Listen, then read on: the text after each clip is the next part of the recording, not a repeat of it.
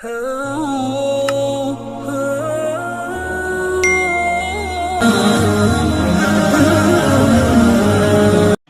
ونصلي على رسوله الكريم اما بعد فاعوذ بالله من الشيطان الرجيم بسم الله الرحمن الرحيم وأرادوا به كيدا فجعلناهم الأخسرين ونجيناه ولوطا إلى الأرض التي باركنا فيها للعالمين ووهبنا له إسحاق ويعقوب نافلة وكلا جعلنا صالحين وجعلناهم أئمة يهدون بأمرنا وأوحينا إليهم فعل الخيرات وإقام الصلاة وإيتاء الزكاة وكانوا لنا عابدين ولوطا آتيناه حكما وعلما ونجيناه من القرية التي كانت تعمل الخبائث إنهم كانوا قوم سوء فاسقين وأدخلناه في رحمتنا إنه من الصالحين۔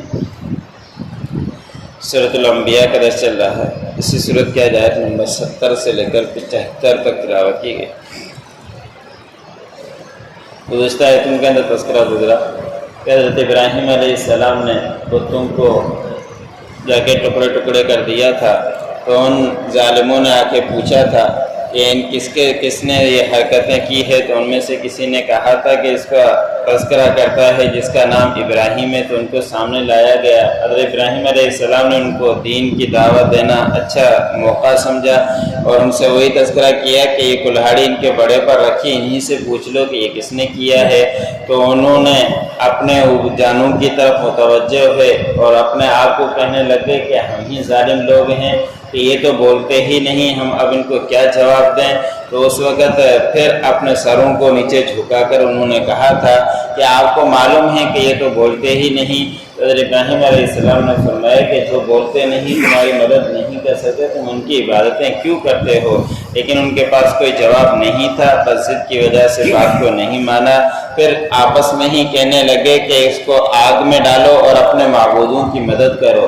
معبودوں کی بھی خود ہی مدد کرنے کو اوپر مجبور ہیں، ورنہ معبود تو وہ ہے کہ جو خود ہی مدد کیا کرتا ہے، لیکن یہ اپنے معبودوں کی مدد کرنے کے اوپر تیار ہو گئے۔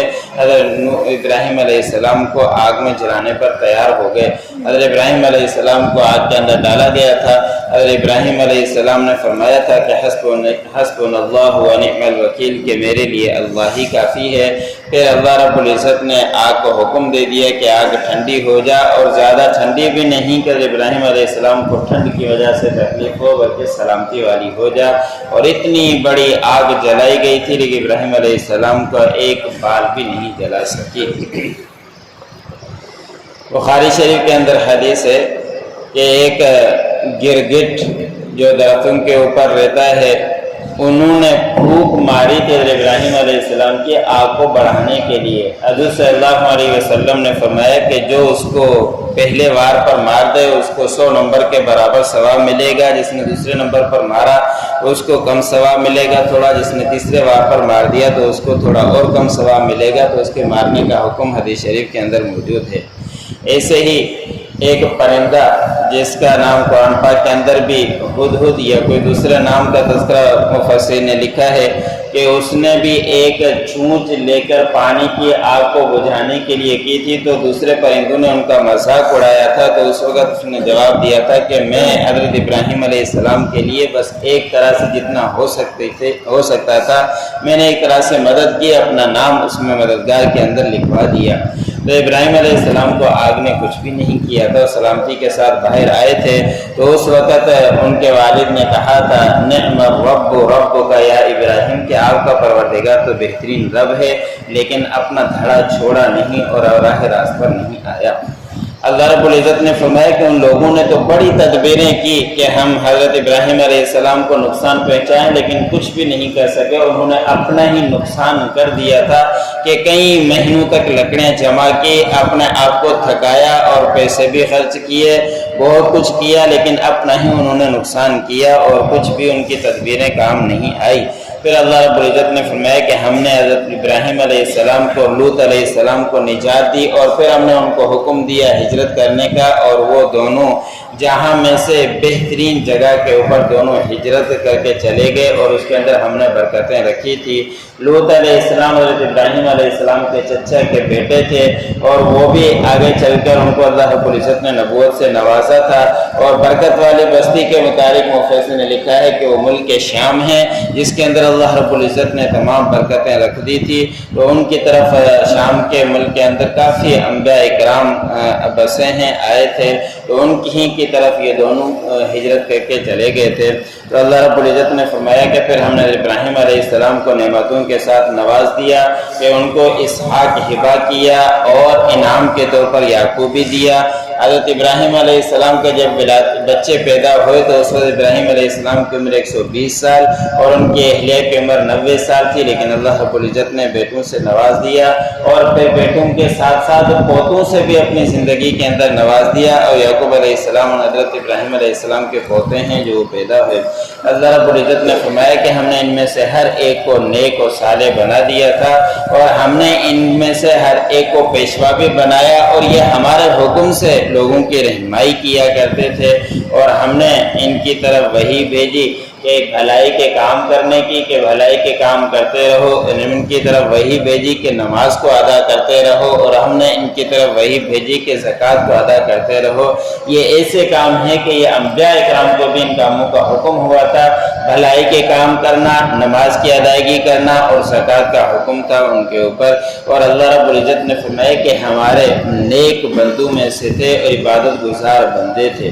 پھر اللہ رب العزت نے فرمایا کہ ہم نے لوط علیہ السلام کو بھی نبوت سے نواز دیا تھا، اور لوط علیہ السلام کو ہم نے نجات دی ایسی بستی سے جو بستی بڑے ہی برے کام کیا کرتی تھی، ایسے کام کے اس طرح کے کام اس سے پہلے کسی نے بھی نہیں انجام دیے تھے کہ مرد کے ساتھ زنا کیا کرتا تھا، پھر نہ وہ چھوٹے دیکھتے تھے نہ بڑے دیکھتے تھے، بس اس طرح کی حرکتیں کیا کرتے تھے۔ لوط علیہ السلام ان کو سمجھاتے لیکن وہ راہ راست پر نہیں آتے۔ لوط علیہ السلام کے پاس دوسرے مقام پر آیا ہے کہ مہمان آئے تھے، اور وہ مہمان فرشتے تھے، نوجوان کی شکل میں آئے تھے۔ لوط علیہ السلام کی گھر والی بھی نافرمان تھی، اور انہوں نے یہ پیغام بھجوا دیا کہ ہمارے گھر کے اندر نوجوان بچے آئے ہیں، آپ لوگ بھی آؤ اور ان کے ساتھ برائی کرو۔ حضرت لوط علیہ السلام سمجھاتے رہے اپنی قوم کو کہ میری بیٹیاں موجود ہیں، آپ ان کے ساتھ حلال راستے کے ساتھ نکاح کر لو، لیکن یہ حرکتیں نہ کرو، لیکن نہیں مانے۔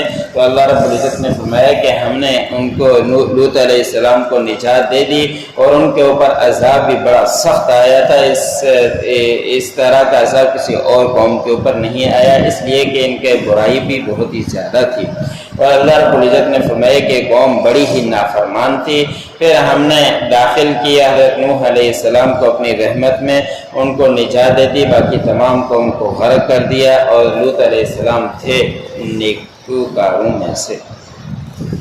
وَأَرَادُوا بِهِ كَيْدًا فَجَعَلْنَاهُمُ الْأَخْسَرِينَ، اور ان لوگوں نے تدبیریں کی، ارادہ کیا کہ حضرت ابراہیم علیہ السلام کو نقصان پہنچائیں، لیکن ہم نے ان کو بنا دیا نقصان اٹھانے والا۔ وَنَجَّيْنَاهُ وَلُوطًا إِلَى الْأَرْضِ، اور ہم نے نجات دی حضرت ابراہیم علیہ السلام کو، لوط کو، إِلَى الْأَرْضِ الَّتِي، اس زمین کی طرف ہجرت کرنے کا بھی حکم دیا۔ بارکنا، ہم نے برکت ڈالی، فیہا للعالمین، اس میں دونوں جہاں میں سے یعنی جو بستی بہتر تھی ان کی طرف ہجرت کرنے کا حکم دیا، اس کے اندر برکتیں رکھی تھی۔ وَوَهَبْنَا لَهُ إِسْحَاقَ، اور ہم نے ہبہ کیا اس کے لیے اسحاق، وَيَعْقُوبَ نَافِلَةً، اور یعقوب علیہ السلام انعام کے طور پر، وَكُلًّا جَعَلْنَا صَالِحِينَ، اور ہر ایک کو ہم نے بنا دیا نیککاروں میں سے۔ وَجَعَلْنَاهُمْ أَئِمَّةً يَهْدُونَ بِأَمْرِنَا، اور ہم نے ان کو بنایا پیشوا اور ہمارے حکم سے وہ رہنمائی کیا کرتے تھے۔ وَأَوْحَيْنَا إِلَيْهِمْ، ہم نے ان کی طرف وحی کی، فعل الخیرات، بھلائی کے کاموں کی، وَإِقَامَ الصَّلَاةِ، اور زکوٰۃ کی ادائیگی کی، وَإِيتَاءَ الزَّکَاةِ، اور زکوٰۃ کی ادائیگی کی۔ وَكَانُوا لَنَا عَابِدِينَ، اور تھے وہ ہمارے نیک بندوں میں سے، عبادت گزار بندوں میں سے۔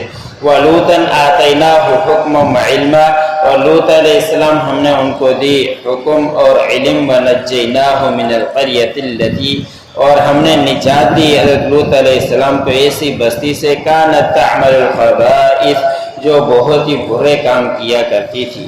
انہم کانوا قوم سوء فاسقین، بے شک وہ قوم تھی نافرمان اور بری قوم تھی۔ وَأَدْخَلْنَاهُ فِي رَحْمَتِنَا، ہم نے حضرت لوط علیہ السلام کو داخل کیا اپنی رحمت میں۔ إِنَّهُ مِنَ الصَّالِحِينَ، بے شک وہ نیکوں میں سے تھے۔